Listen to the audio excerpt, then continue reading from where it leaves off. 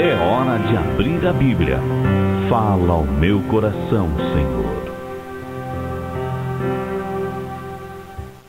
Boa noite, caro ouvinte. Em nome do Senhor Jesus, estamos mais uma vez aqui para falarmos a respeito da Palavra de Deus. Hoje nós vamos falar a respeito de uma história contada por Jesus, muito conhecida pelas pessoas, mas pouco pregada nos púlpitos das igrejas. O nome da parábola é a parábola do fariseu e o publicano. Essa parábola encontra-se registrada no Evangelho de Lucas, capítulo 18, versículos 9 a 14. Parábolas eram histórias contadas por Jesus, por meio das quais Jesus exemplificava um ensinamento. Vamos ler essa história contada por Jesus. Diz assim: propôs também esta parábola a alguns que confiavam em si mesmos, por se considerarem justos e desprezavam os outros. 2 homens subiram ao templo com o propósito de orar, um fariseu e o outro publicano. O fariseu, posto de pé, olhava de si para si mesmo desta forma: ó Deus, graças te dou, porque não sou como os demais homens, roubadores, injustos e adúlteros, nem ainda como este publicano. Jejuo 2 vezes por semana e dou o dízimo de tudo quanto ganho. O publicano, estando em pé, longe, não ousava nem ainda levantar os olhos ao céu, mas batia no peito, dizendo: ó Deus, ser favorável a mim, porque eu sou pecador. Aí Jesus disse: digo-vos que o publicano desceu justificado para a sua casa, e não o fariseu. Porque todo o que se exalta será humilhado, mas o que se humilha será exaltado. Caro ouvinte, preste muita atenção no ensinamento que o Senhor Jesus nos passa por meio dessa parábola.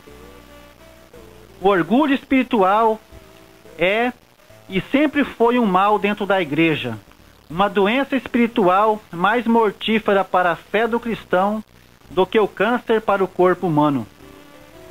O orgulho espiritual é a mesma coisa que autojustiça, autossuficiência, justiça própria. É aquele comportamento religioso que leva a pessoa a pensar que consegue atingir a justiça de Deus por meio do cumprimento da lei e dos mandamentos divinos.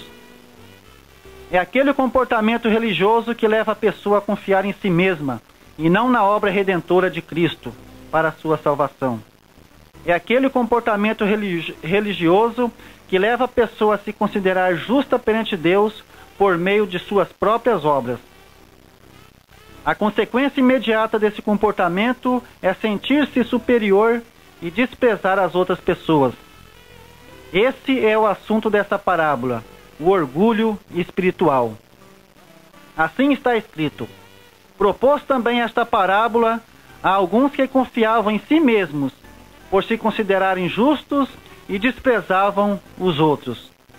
Quem contou essa parábola foi o próprio Filho de Deus, o Salvador Jesus Cristo.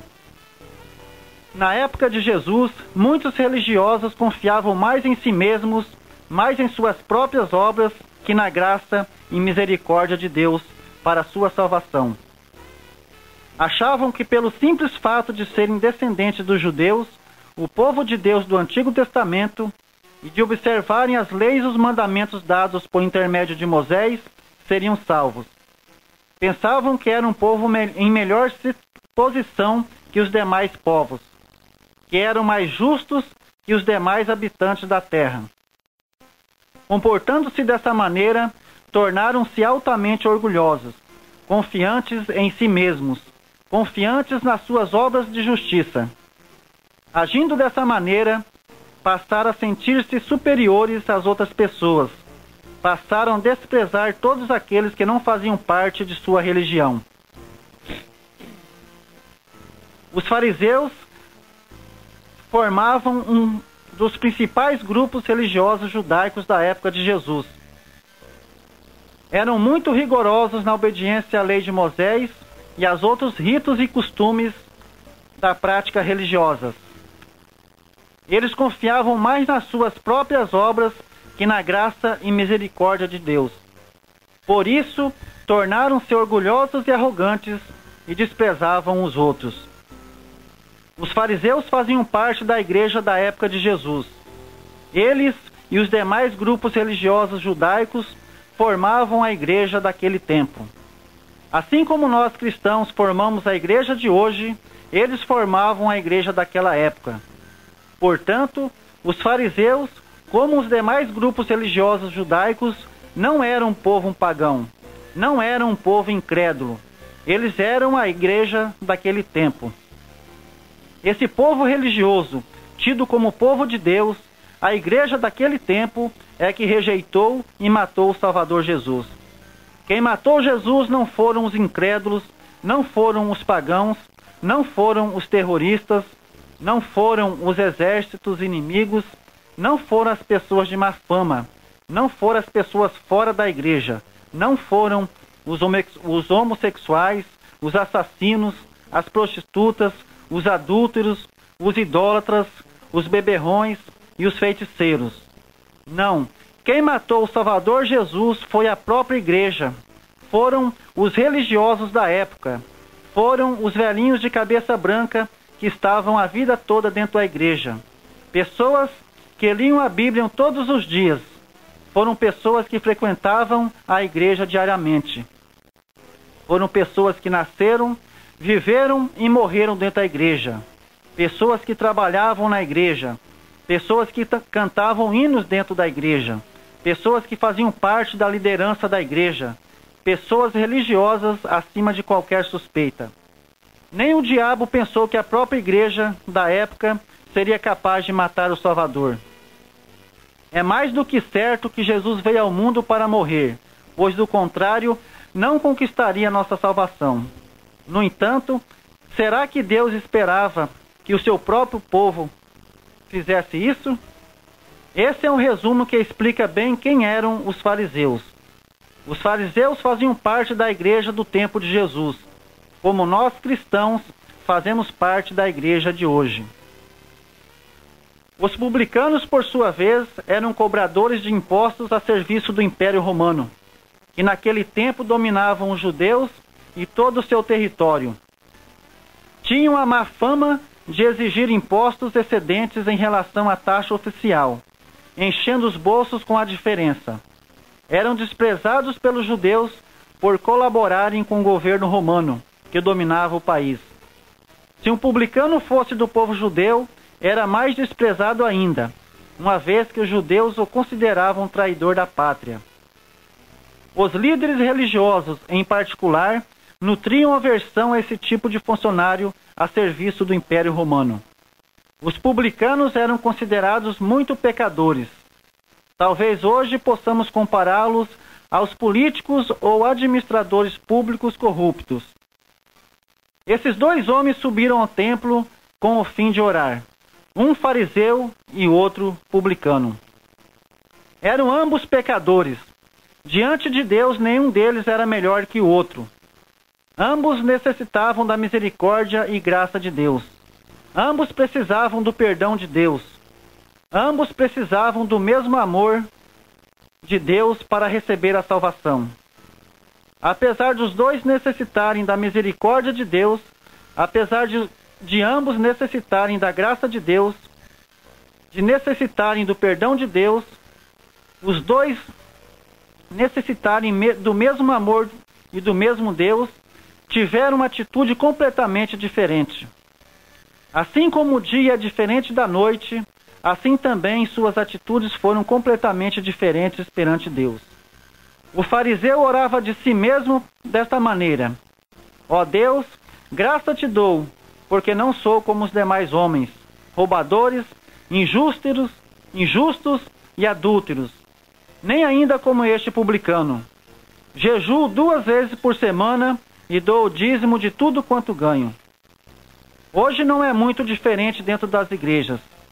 Quantos de nós cristãos não fazemos a mesma oração desse fariseu? Quantos de nós não agimos e vivemos com a mesma mentalidade desse fariseu? Será que nós cristãos somos orgulhosos espiritualmente como o fariseu dessa parábola? Não mato, não roubo, não adultero, não pratico idolatria, não bebo, não fumo, não minto, jejuo 2 vezes por semana, dou o dízimo de tudo quanto ganho, sou batizado desta ou daquela forma, pertenço a essa denominação religiosa, não sou injusto, não sou como os demais homens, nem ainda como esse publicano. Essa foi a atitude daquele religioso fariseu. Essa é a nossa atitude na maior parte do tempo. Por sua vez, o publicano, aquele que era considerado um grande pecador de seu tempo, teve uma atitude completamente diferente. Jesus disse que o publicano, estando em pé, longe, não ousava nem ainda levantar os olhos ao céu, mas batia no peito, dizendo: ó Deus, sê favorável a mim, porque eu sou um pecador. Que atitude maravilhosa aos olhos de Deus! Quantos de nós cristãos têm a mesma atitude de humildade que esse publicano teve? Por que o publicano desceu salvo para sua casa e não o fariseu? Por que o publicano recebeu perdão e salvação, enquanto o fariseu não recebeu? Será que os mandamentos que o fariseu observava eram errados? Não eram mandamentos do próprio Deus? Como Deus pode perdoar e salvar um pecador como o publicano e rejeitar um religioso cumpridor de mandamentos como o fariseu, que fazia tudo certinho? Será que não compensa ser bom? Será que não compensa fazer o que é correto? Será que é errado fazer o que é certo? Afinal de contas, o que levou Deus a aceitar um pecador como o publicano e a rejeitar um religioso como o fariseu? A resposta está na própria parábola. O publicano disse: ó Deus, sê favorável a mim, porque eu sou um pecador. O que o publicano disse foi o seguinte: ó Senhor Deus, sê favorável a mim, porque eu sou pecador.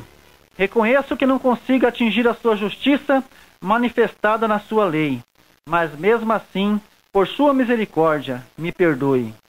Perdoe-me por causa da sua graça, não por causa do que eu faço. As minhas obras de justiça perante a tua santidade, ó Deus, são trapos da imundícia. Eu sou pecador, sou muito pecador. Dentro de mim não há nada que me faça ser melhor que os outros, que me faça merecer a sua misericórdia e perdão, que me faça herdar a vida eterna. Se não for por sua vontade e amor, Senhor Deus, jamais obterei a vida eterna na glória celeste. Não olhe para as minhas obras, Senhor Deus. Não olhe para a minha justiça própria. Não olhe para o meu orgulho. Não, Senhor Deus. Olhe somente pelos olhos de sua infinita graça e misericórdia. Ó Deus, se para a minha salvação o Senhor levar em conta as minhas obras de trapos da imundícia, serei implacavelmente consumido no fogo do inferno. Mas se olhares para mim através de sua misericórdia, se olhares para mim através de Cristo, se fores propício a mim, pecador, aí sim serei um troféu do seu amor, serei um salvo. Essa foi a oração do publicano. Essa foi a atitude do publicano pecador. Ele não se firmou em suas obras, e sim na graça de Deus, para o perdão de seus pecados e para a salvação de sua alma. O fariseu, por sua vez, tomou um caminho completamente diferente. O fariseu firmou-se unicamente na sua justiça própria, firmou-se nas suas obras de justiça, firmou-se nele mesmo e não no poder e misericórdia de Deus. O que ele fazia, isto é, os mandamentos que cumpria, não eram errados. Não foi por fazer o que é certo que Deus o rejeitou. A rejeição do fariseu aconteceu única e exclusivamente porque confiou nas suas próprias obras, pensando que com isso receberia perdão e salvação de Deus. Mas não, de jeito nenhum. Ninguém consegue salvação fora da graça de Deus. A salvação não é algo que conquistamos com nossas obras. A vida eterna com Deus somente pode ser conseguida por meio da fé no sacrifício redentor de Cristo. Fora de Cristo não há perdão. Fora de Jesus Cristo não há salvação. Fora de Cristo não existe vida eterna com Deus. Não existe outro caminho. O fariseu tentou criar outro caminho, mas ao final recebeu a decepcionante resposta de Deus. Digo-vos que o publicano desceu justificado para a sua casa, e não o fariseu. Porque todo o que se exalta será humilhado, mas o que se humilha será exaltado. Nessa parábola, aprendemos que Deus aceita o pecador não por causa do que ele faz ou deixa de fazer, mas unicamente por causa de sua misericórdia. Misericórdia é essa manifestada na obra salvadora de Cristo. E essa tão grande salvação somente pode ser recebida por meio da fé em Cristo Jesus. No Evangelho de João 14,6 está escrito: Eu sou o caminho, a verdade e a vida. Ninguém vem ao Pai senão por mim. No livro de Efésios está escrito: Porque pela graça sois salvos mediante a fé, e isso não vem de vós, é dom de Deus, não de obras, para que ninguém se glorie. A atitude do fariseu é perigosíssima para a salvação das pessoas. O orgulho pode constituir um impedimento à ação salvadora de Deus, um impedimento para que a graça de Deus entre na vida do pecador. Se o pecador não se reconhece pecador, como reconhecerá a necessidade de um Salvador? Se um doente não reconhece sua doença, como usará remédio? Jesus mesmo disse no Evangelho de Marcos: Os sãos não precisam de médico, e sim os doentes. Não vim chamar justos, e sim pecadores. O único remédio existente para doentes pecadores como nós, preparado pelo próprio Deus, é a obra de Cristo realizada em nosso favor. Sem Cristo não há salvação. Não existe outro caminho ao céu, nem mesmo as nossas melhores obras. O publicano não foi salvo por causa da obra de reconhecer-se pecador. Ele foi salvo porque não impediu a ação do Espírito Santo em sua vida. Deus sabe e não espera a perfeição dos seres humanos. Do contrário, a salvação seria obtida por obras. No entanto, Deus requer que nós pecadores reconheçamos nossa condição de pecadores perdidos e a necessidade da graça divina para perdão e salvação. Essa atitude, a atitude do publicano, deve ser a nossa também, durante toda a nossa vida terrena. Ambos eram pecadores e merecedores do inferno, tanto o publicano como o fariseu. Nenhum deles era mais pecador que outro. Nenhum era melhor que outro. A diferença, contudo, está na atitude deles perante Deus.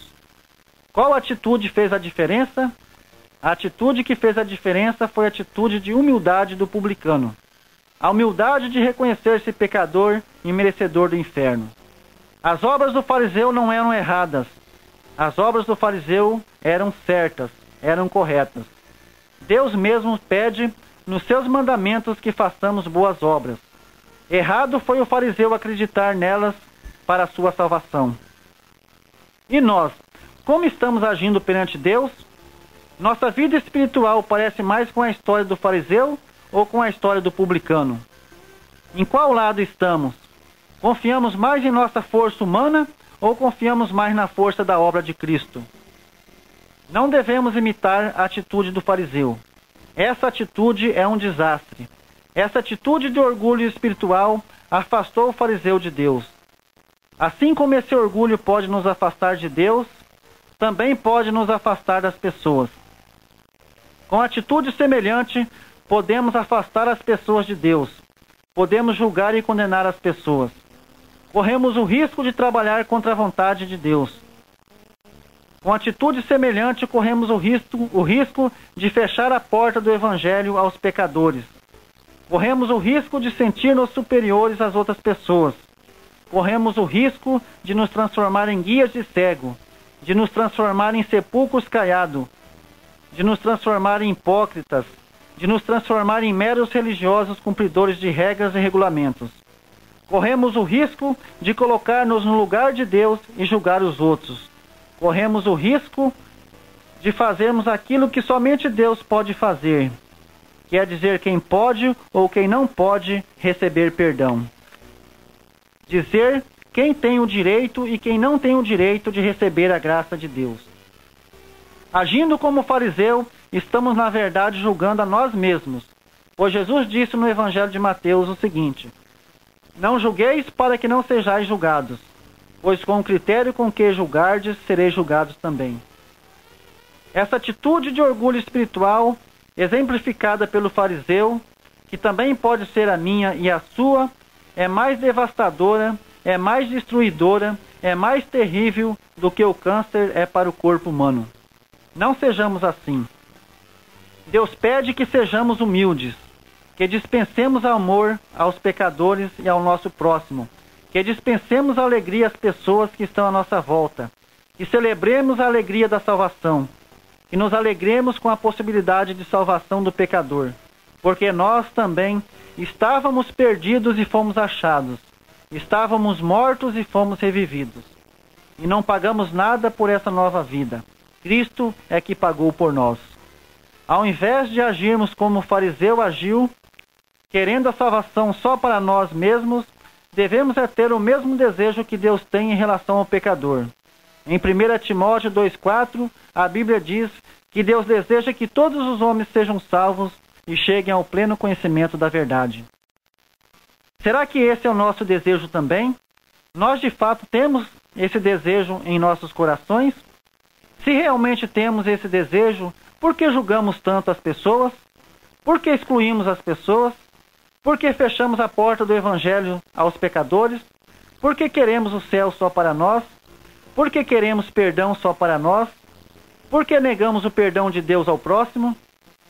Se temos o desejo de que todos sejam salvos, por que às vezes tentamos vender a graça de Deus como se vende uma mercadoria? Por que estipulamos um preço pela graça de Deus? Por que exigimos que as pessoas se comportem de determinada forma para receber a graça de Deus? Por que exigimos que as pessoas sejam perfeitas para receberem o perdão de Deus? Se nós não somos perfeitos, se nós não somos, por que exigimos que os outros sejam assim? Jesus não disse no Evangelho de Mateus que de graça recebestes, de graças dai?